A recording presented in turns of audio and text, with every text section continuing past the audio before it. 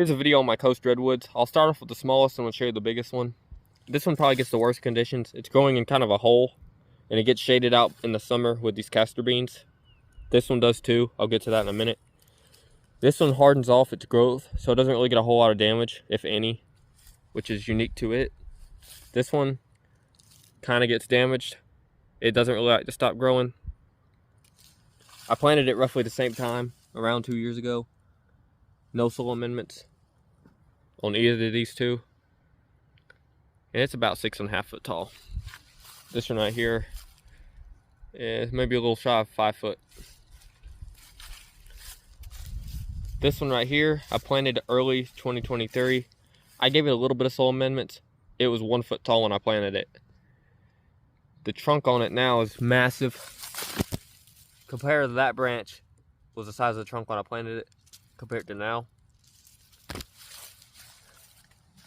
It's about 15 foot tall or more. It always gets the most damage, surprisingly. But only the tender stuff. Let me focus it. That kind of stuff. 2024 January, it took about 40% damage from a cold storm. It got down to 13, just like it did January 2025. But January 2025, it handled a whole lot better. But even still, by the summertime, you could hardly tell it even had damage. So yeah, the most important thing, first year, water it pretty good. Nothing crazy, just, you know, when it starts to wilt in those hot summer days, I water it and give it a lot of sun. And now, every year, it handles the summers better and better.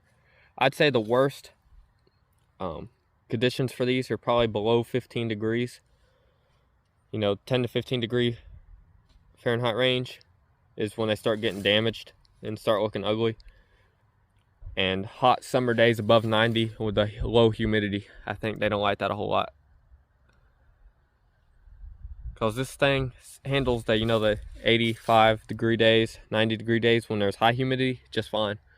It was always on the drier 90 degree days this thing would start to wilt. But yeah, it's doing absolutely amazing. And this is in the South Atlanta area. And you'll see a couple of these randomly planted. They look fine. There's one at the Atlanta Botanical Garden, one in Hapeville near the Atlanta International Airport. There's one in Hawkinsville, Georgia. It's kind of south of Macon, Georgia. That's where it's growing. It's a big one.